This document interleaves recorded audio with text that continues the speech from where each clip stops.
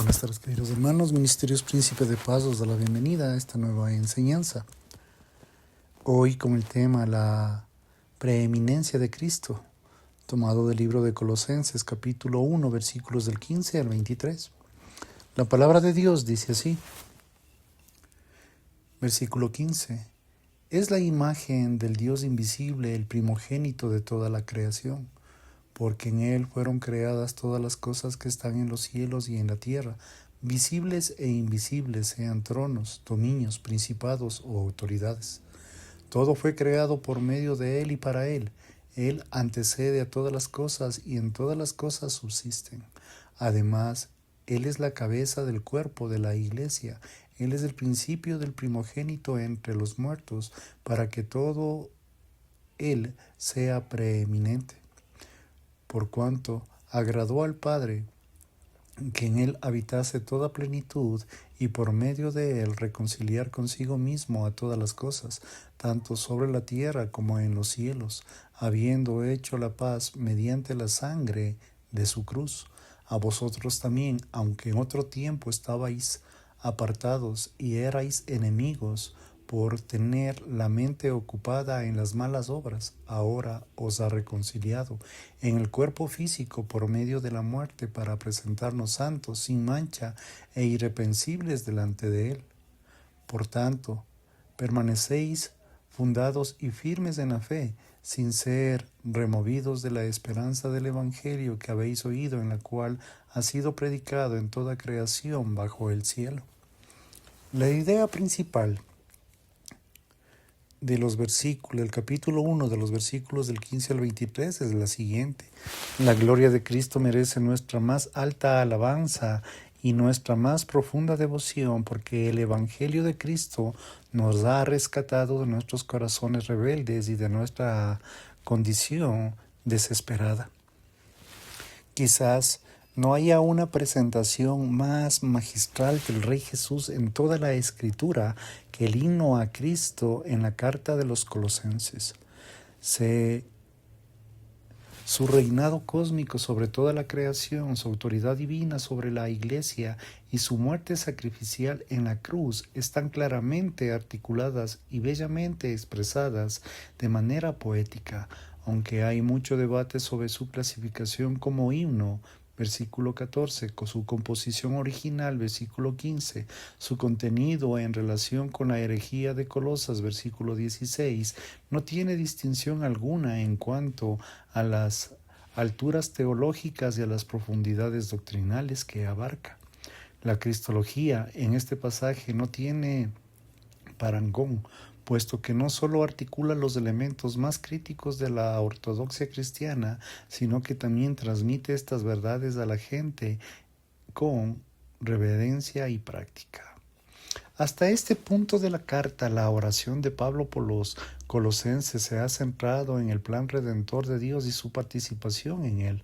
Los siguientes versículos del apóstol traslada su atención de la voluntad del Padre, de la obra del Hijo, la identidad de los colosenses como hijos de Dios y su capacidad para llevar a cabo su plan.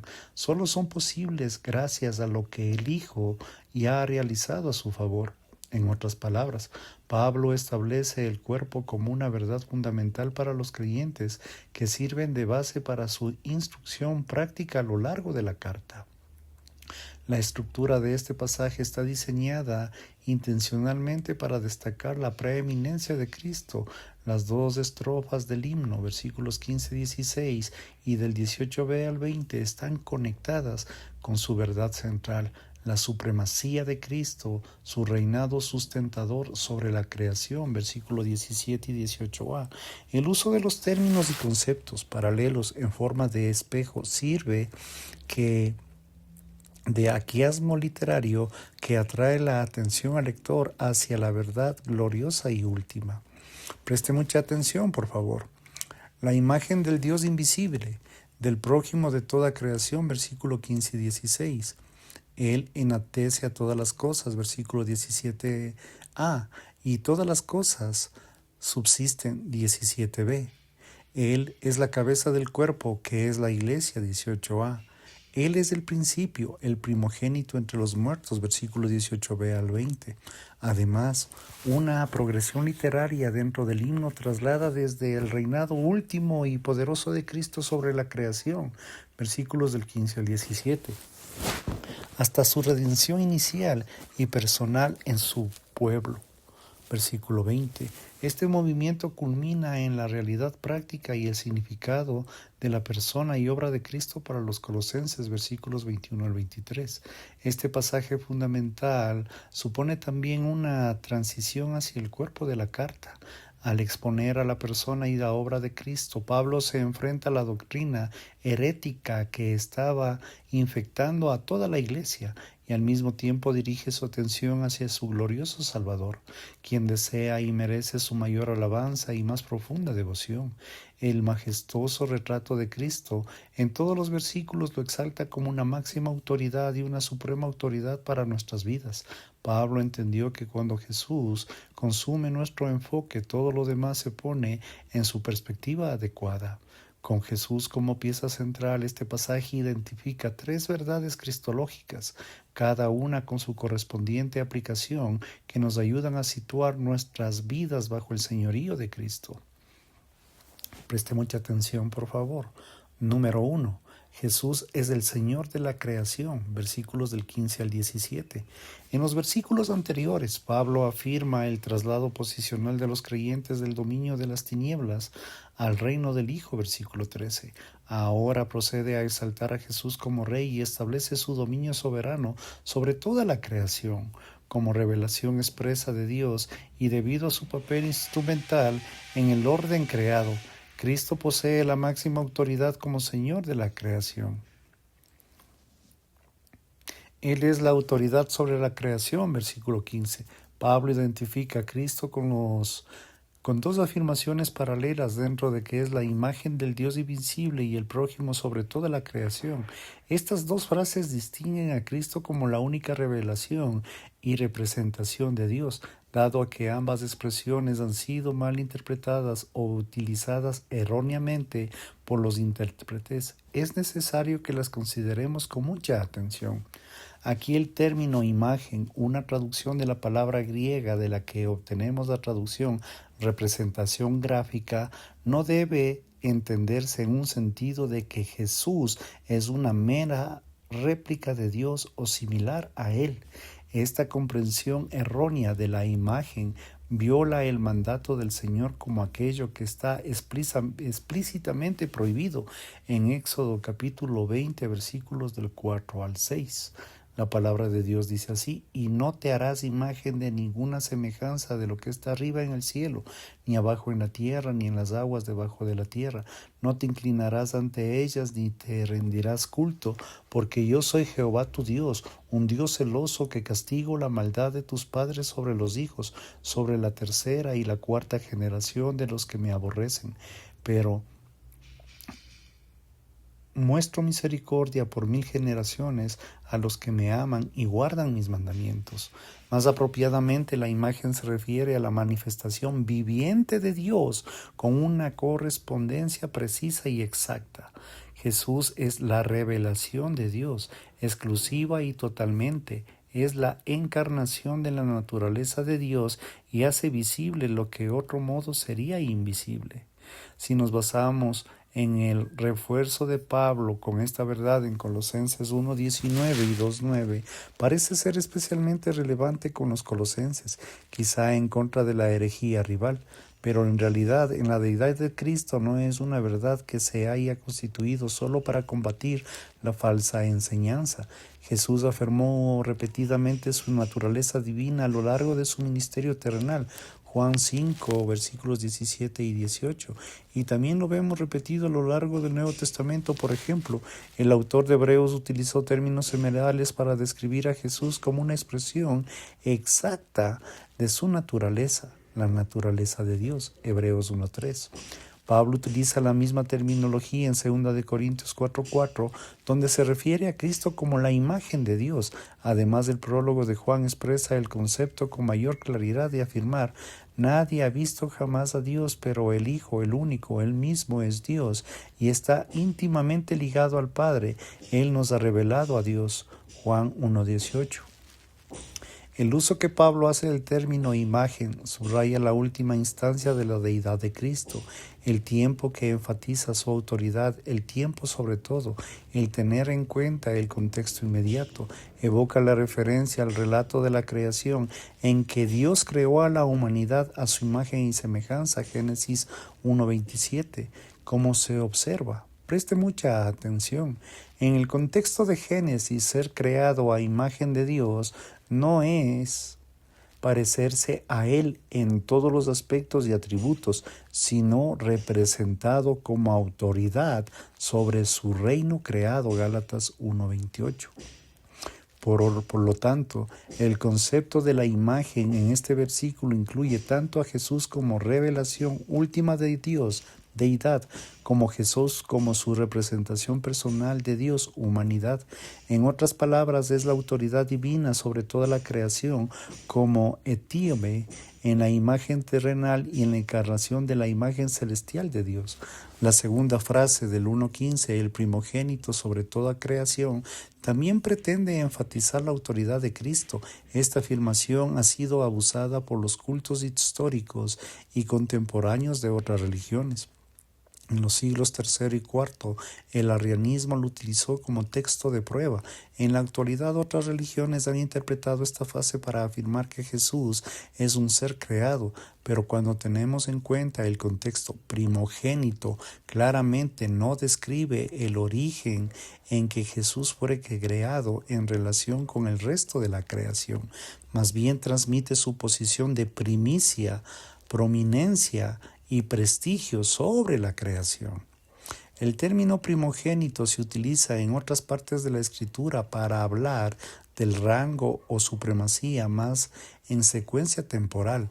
Por ejemplo, David, al gobernante mesiánico prefigurado, se le conoce el título de primogénito a pesar de ser más joven de sus hermanos, Isaías 16:11, y como tal fue considerado como el mayor de los reyes de la tierra, Salmo 89:27.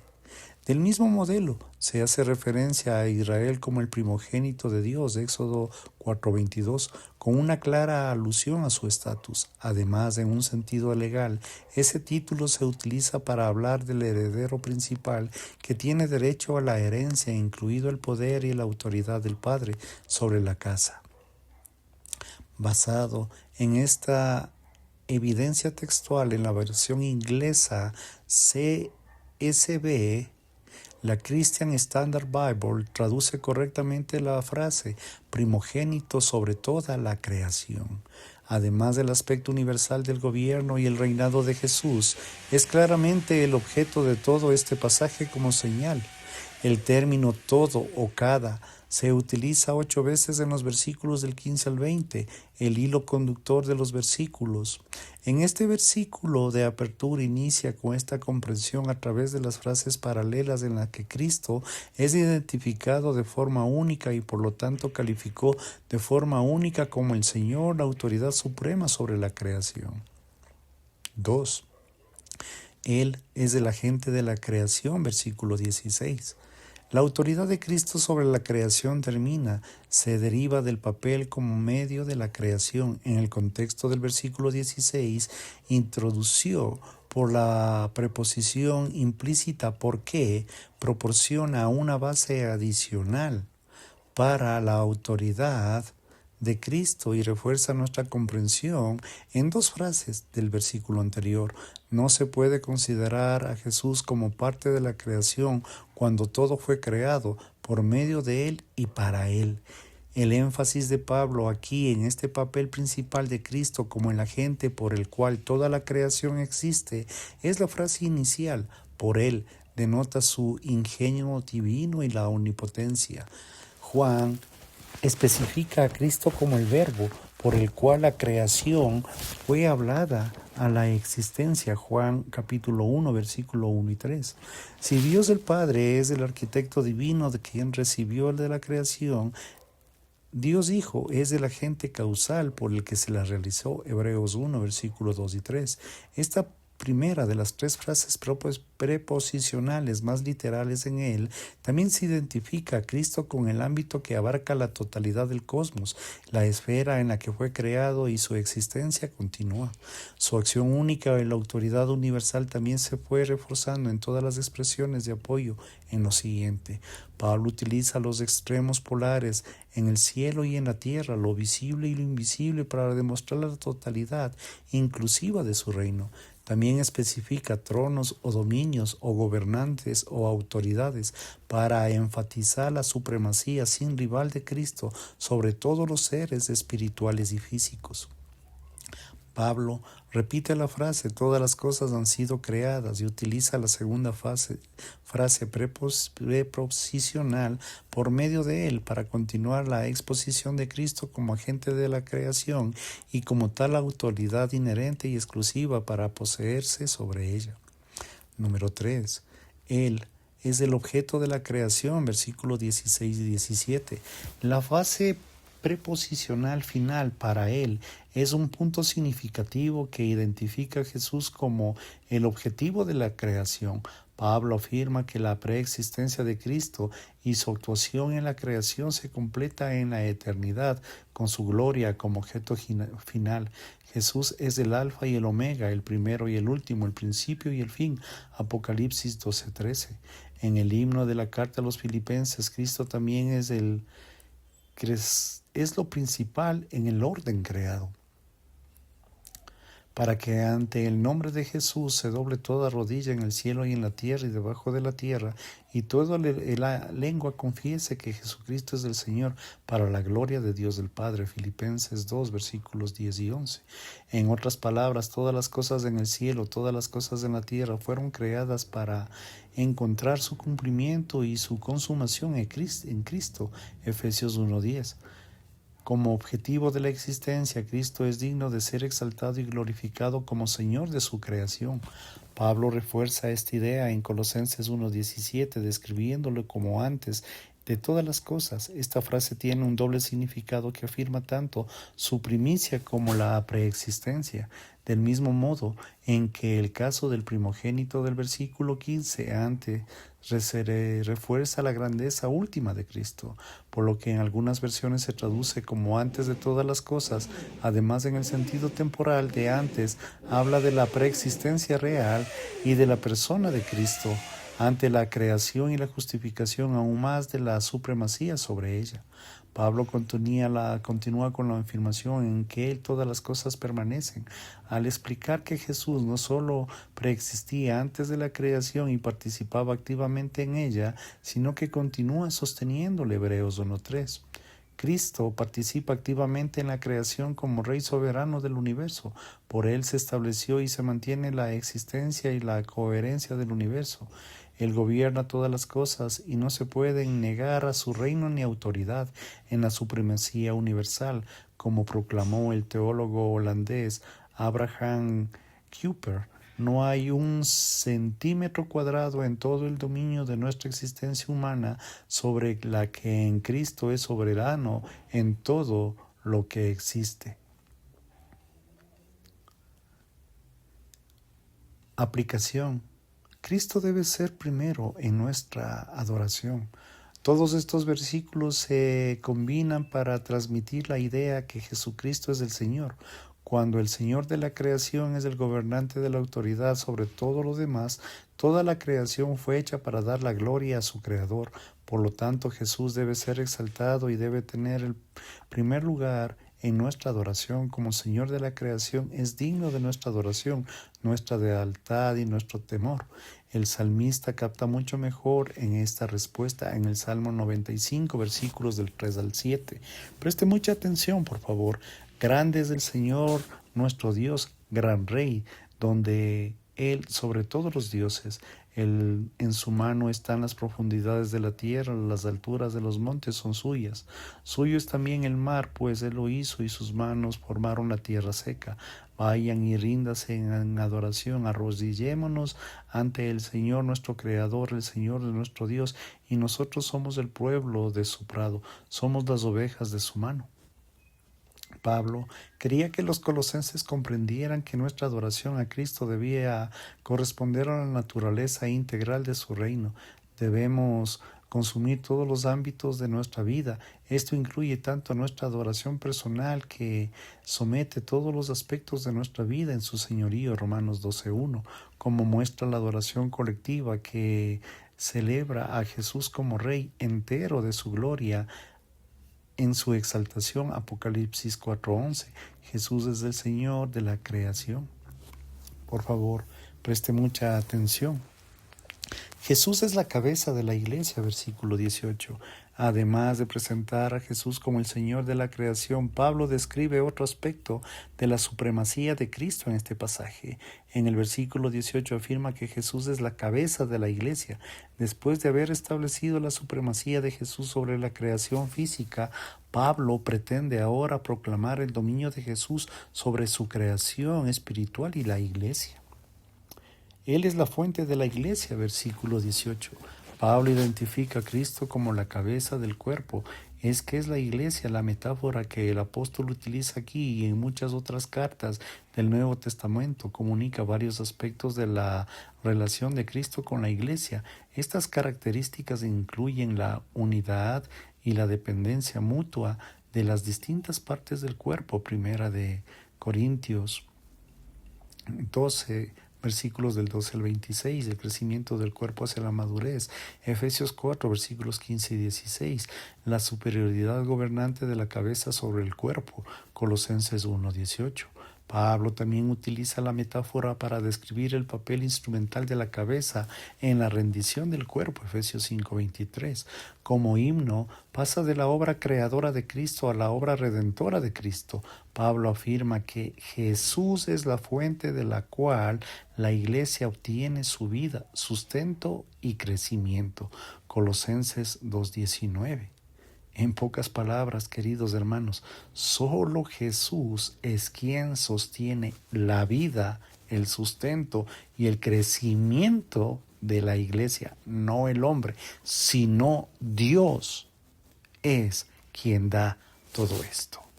Pablo profundiza en la preeminencia del Señor en la iglesia y aclara este entendimiento con la siguiente frase, que Él es la paralela a la cabeza del cuerpo, a la estructura quiástica del himno. Él es el principio, aunque esta frase retira su supremacía al rango y afirma la preexistencia en el tiempo.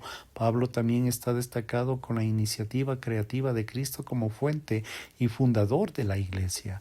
Este entendimiento es especialmente pronunciado si se tiene en cuenta el contexto del papel de Cristo en la creación y la clara alusión de esta frase al retrato de la creación en el principio, Génesis 1:1. En la comparación de la iglesia y en su creación espiritual, su cuerpo es su pueblo santo que obtuvo por su sangre. Hechos capítulo 20, versículo 28, y ordenó con su bendición.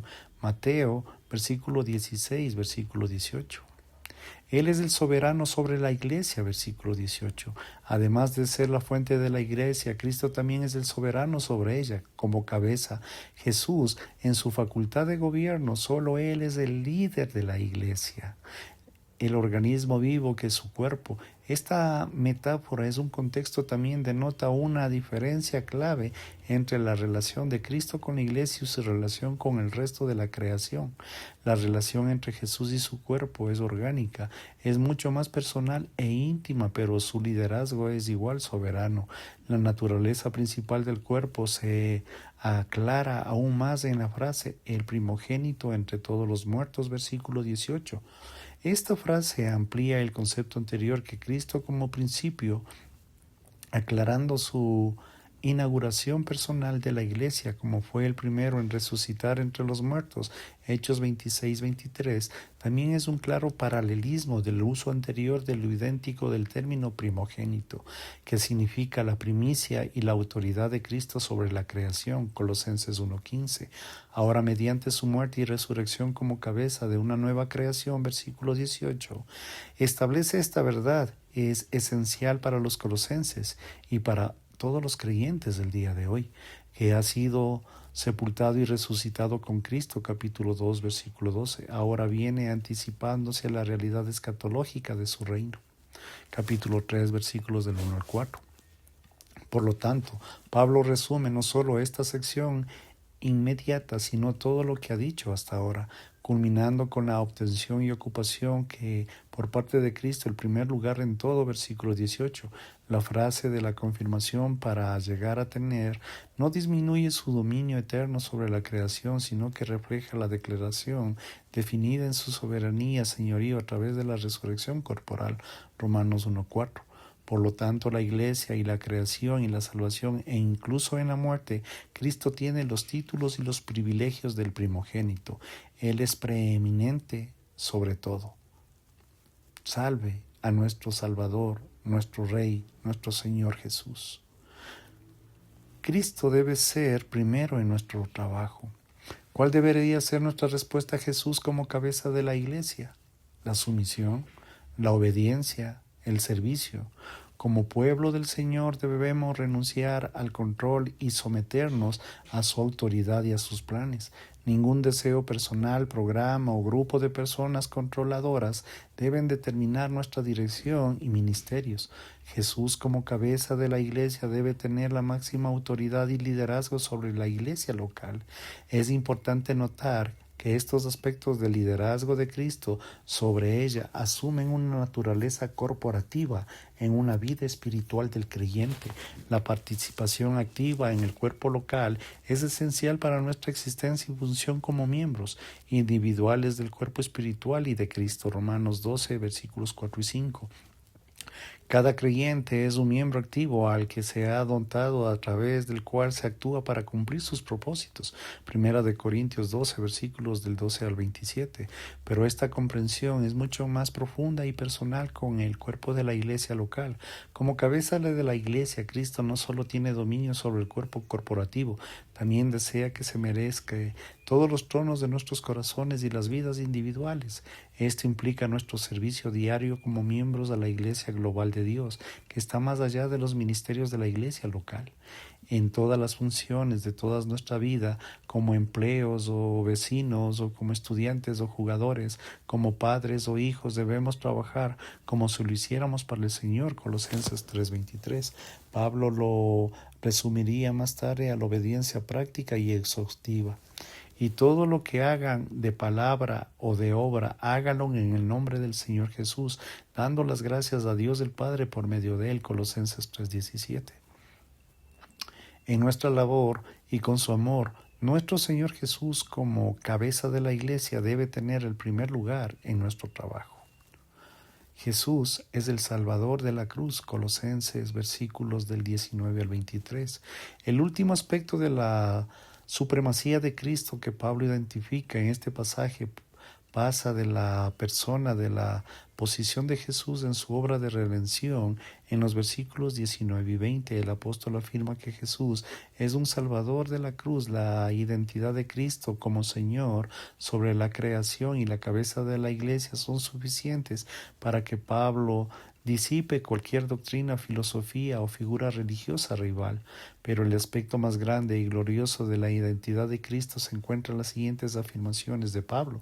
Describe la encarnación de Jesús, su venida para habitar su propia creación y su propósito de hacerlo. A continuación se apropia de la obra redentora de Cristo para los creyentes en Colosas, versículos 21 y 23, de modo que puedan reconocer su posición en Él y vivir en el acuerdo a su condición de redimidos y participar en nuestra misión del Evangelio.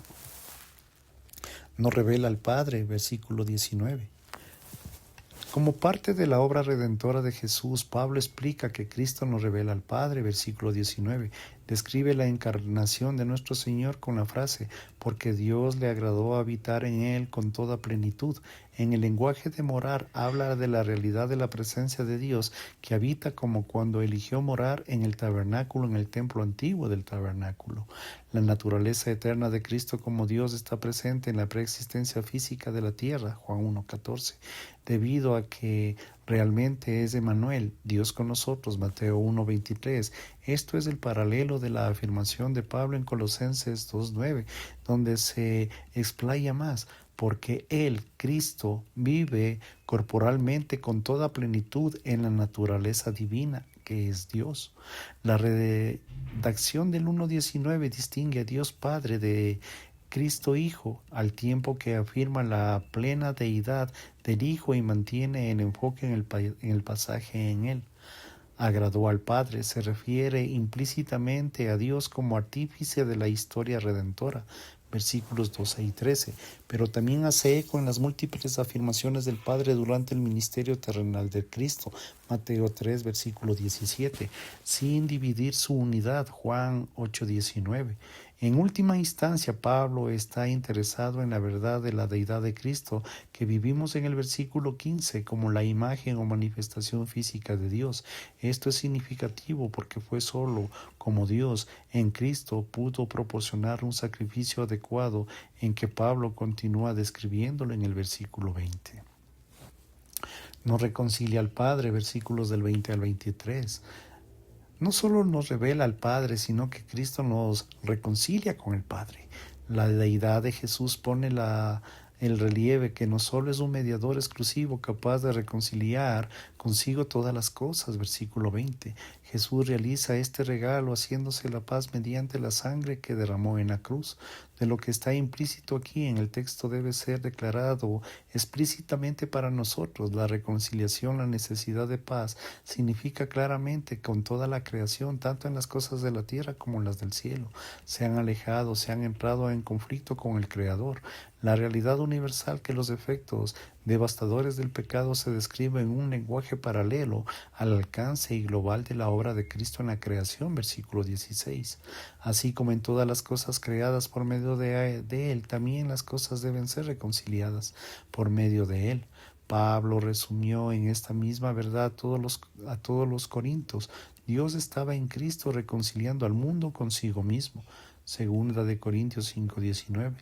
Pablo también especifica el medio por el cual se hace posible la reconciliación con Dios. Solo mediante su sangre se puede pagar el precio de la redención. Hebreos 9, versículos 13 y 14.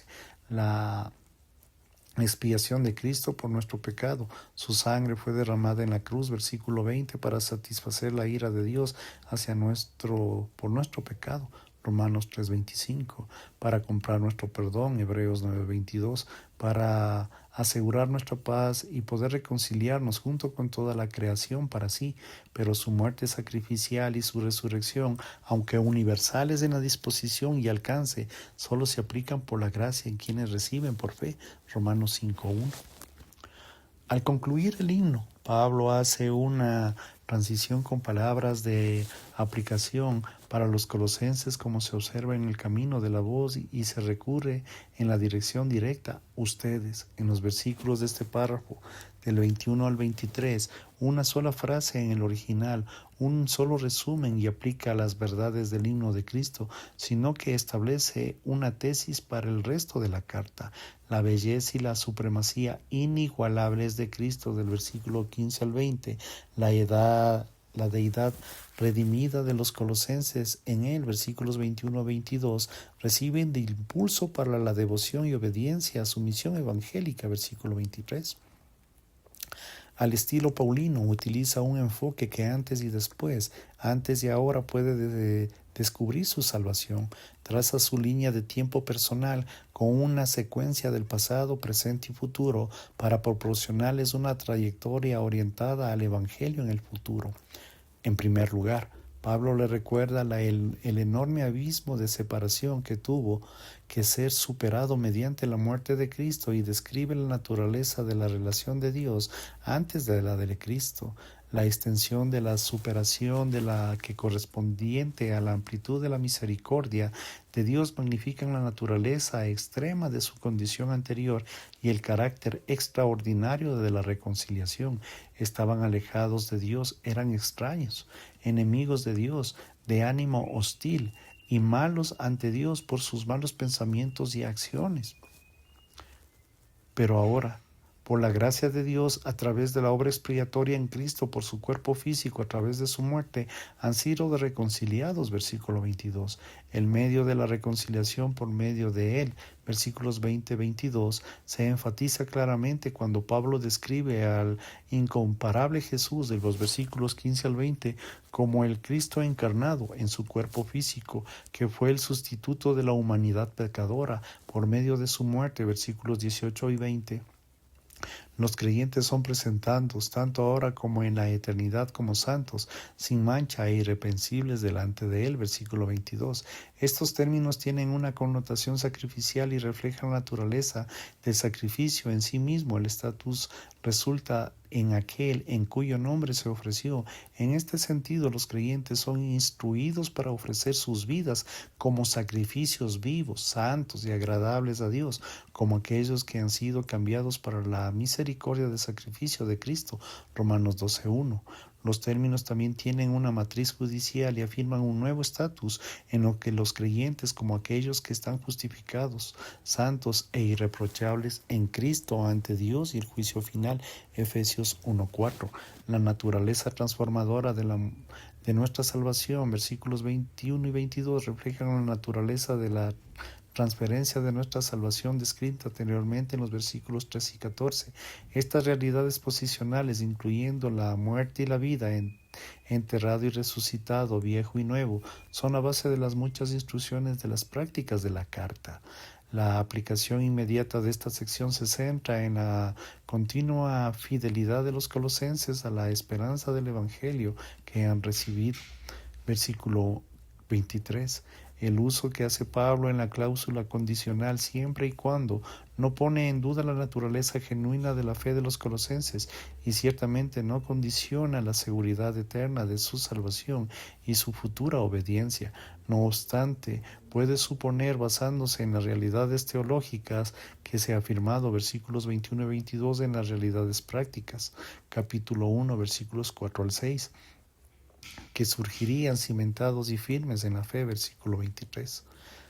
La confianza de Pablo se basa en la última instancia en el poder del cambio de la vida en el Evangelio, versículo 23, el cual los había transformado y los había producido el fruto de todo el mundo, versículo 1:6, para proclamarlo en toda la creación debajo del cielo, versículo 23.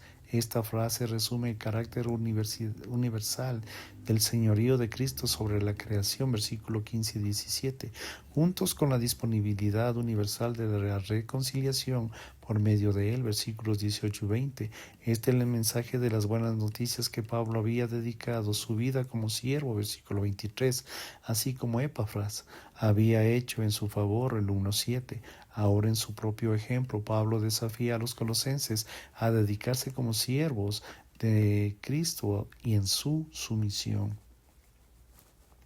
Aplicación. Cristo debe ser primero en nuestro testimonio. Como Salvador en la cruz, Jesús murió y resucitó para hacer posible la redención de la reconciliación para todos los que confíen en él. Romanos 10:13. Este último aspecto en la supremacía de Cristo significa que Él debe ser el primero en nuestro testimonio.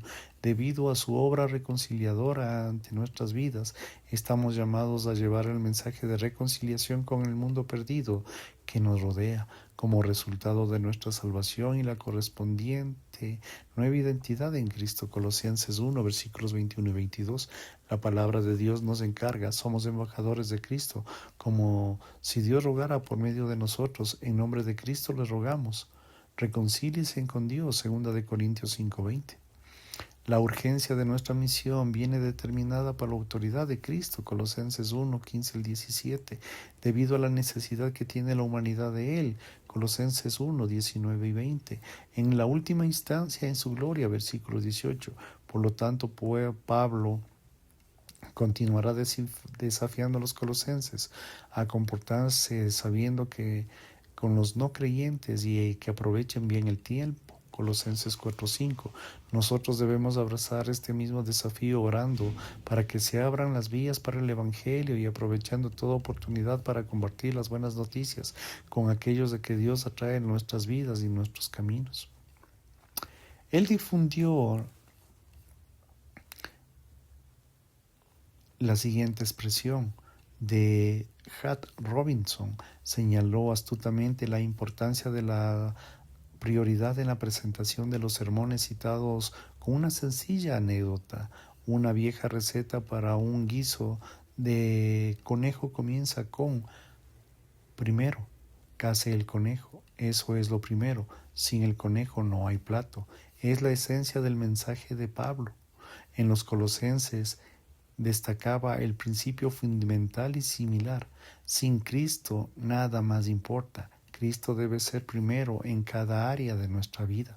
A pesar del reconocimiento que recibe este pasaje por su belleza cristológica y su profundidad teológica, rara vez se consideran sus implicaciones prácticas, pero Pablo reconoció la correspondencia entre la realidad y la reverencia en la preeminencia de Cristo como Señor de la creación.